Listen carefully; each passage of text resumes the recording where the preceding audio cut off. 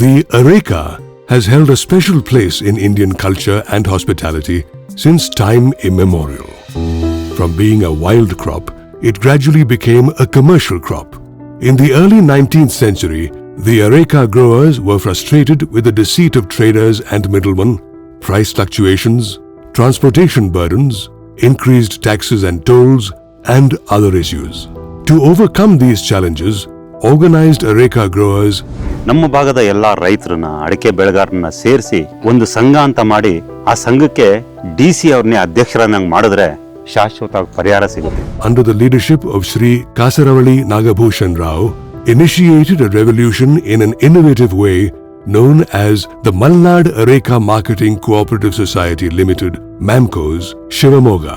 With just 659 members and a capital of 16,031 rupees, MAMCO's started functioning on December 1st, 1939, with the then District Commissioner of Shivamogga, Shri M. Sheshadri, as the president. By providing judicious prices for areca produce, interest-free advances, low-interest loans, free secure warehouses, supplies of agricultural equipment, pesticides and fertilizers, as well as an insurance facility for members, dependent laborers and all their families, MAMCO's has been protecting the interests of areca growers. MAMCO's ಇಲ್ಲೇ ಇದ್ದರೆ ನಾವು private ಯಾರೋ ಒಬ್ಬ traders ತಗೊಂಡು ಅಡಿಕೆ ಹಾಕ್ತಿದ್ದು, ಅವನು ಅದರಲ್ಲಿ ತೂಕ ಹೊಡಿತಿದ್ದ, ಕ್ವಿಂಟಲಿಗೆ ಒಂದು 2-3 kg ತೂಕ ಕಳಿತಾನ ಅವನು, ಜೊತೆಗೆ ರೇಟು ಸಿಗ್ತಾ ಇರಲಿಲ್ಲ. This has ensured a fair market for even the smallest areca grower. Since its inception, MAMCO's has consistently operated profitably and distributed historic dividends to its members, setting several records. ಈ ಭಾಗದ ಬೆಳೆಗಾರರು ಕೂಡ ಅತ್ಯಂತ ಪ್ರಾಮಾಣಿಕರಿದ್ದಾರೆ.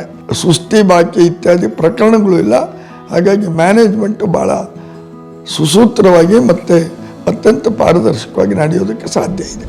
By adopting modern technology, MAMCO's has streamlined all its processes and through its website, mobile app and SMS facility provides all necessary market information to its members. ಪ್ರತಿಯೊಬ್ಬರು ಇವತ್ತು ಸಹ ಇಲ್ಲಿ ಮಾಡೋವಂಥ ಕೆಲಸಗಾರ ಆಗಿರಲಿ, ಆಫೀಸರ್ಗಳಾಗಿರಲಿ, ಯಾರೇ ಆಗಿರಲಿ ತುಂಬ ಶ್ರದ್ಧೆಯಿಂದ ಕೆಲಸ ಮಾಡ್ತಾರೆ. 2 ವರ್ಷನೂ ಕೂಡ ನಾನು ಆ ಥರದಿಂದ ನೋಡಿದ್ದೀನಿ. ಅಷ್ಟೇನು ಪಾಲಿಟಿಕ್ಸ್ ಅಂತಲೇ ಇಲ್ಲ ಅಲ್ಲಿ. ನಿಜ ಹೇಳಬೇಕಾದ್ರೆ ಈ ಟೆಕ್ನಾಲಜಿಕಲ್ ಚೇಂಜಸ್ಸು ಮತ್ತು ಈ ಬಿಸ್ನೆಸ್ ಚೇಂಜಸ್ಸು ಭಾಳ ಆಗಿದೆ. MAMCO's ಕೂಡ ಆ ಥರ ಇರುವ ಕೆಲವೊಂದು ಚೇಂಜಸ್ ಅಡಾಪ್ಟ್ ಮಾಡಿಕೊಂಡಿದೆ. Currently, MAMCO's operates through 12 branches, 18 agencies and 6 direct purchase centers spread over 3 districts of Karnataka. ಕರ್ನಾಟಕದಲ್ಲಿ ಇಷ್ಟು ದೊಡ್ಡ ಸಂಸ್ಥೆ ಇಷ್ಟು ಸರಿಯಾಗಿ ನಡೀತಾ ಇರೋದು ಇದು ಒಂದೇ ಸಂಸ್ಥೆ ಅಂತ ನನ್ನ ನಂಬಿಕೆ. MAMCO's का पहला यूनिकनेस है उसकी क्वालिटी. आप लाखों लोगों को साथ में जोड़ करके एक अपना ब्रांड बना रहे हैं अरेका का. आपने ब्रांड दिया, हमने ब्रांड बनाया. The inauguration of its new office block with modern facilities by Prime Minister Shri Narendra Modi in 2023 is one of the significant achievements of MAMCO's.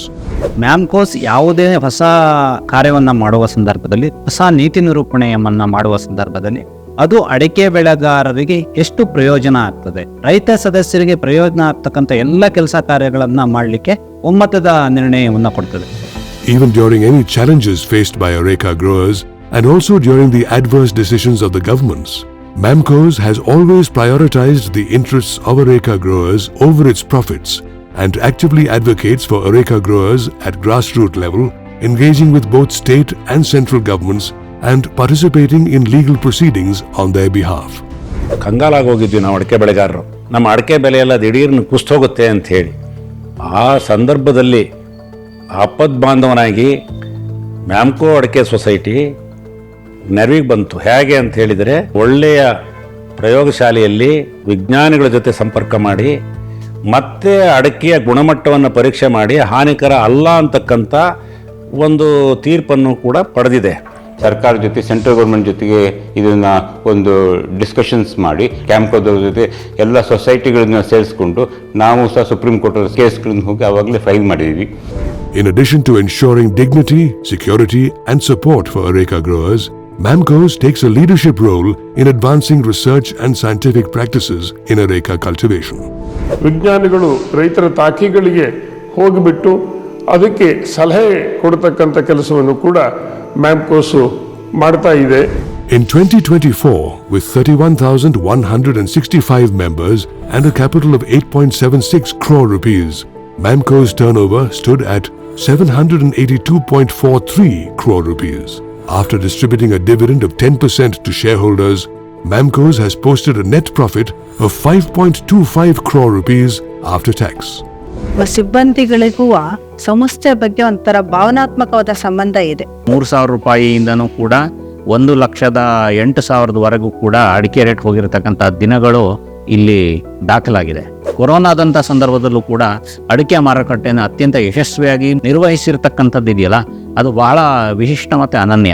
ಪ್ರತಿಯೊಬ್ಬರಿಗೂ ಕೂಡ ಮ್ಯಾಮ್ಕೋಸ್ನಲ್ಲಿ ಯಾವುದೇ ಥರದಲ್ಲೂ ಕೂಡ ನೋವನ್ನು ಅವನು ಹಂಚಿಕೊಳ್ತಾನೆ. ಎಂತಹ ಸಂದರ್ಭಗಳಲ್ಲೂ ಕೂಡ ಮ್ಯಾಮ್ಕೋಸು ಅಡಿಕೆಯ ಧಾರಣೆಯನ್ನು ಏರುಗತಿಯಲ್ಲಿ ಇಡೋಂಥ ಎಲ್ಲ ಪ್ರಯತ್ನಗಳನ್ನು ಕೂಡ ಮ್ಯಾಮ್ಕೋಸ್ ಮಾಡಿ ಅದರಲ್ಲಿ ಸಫಲತೆಯನ್ನು ಕಂಡಿದ್ದೇವೆ ನಾವು.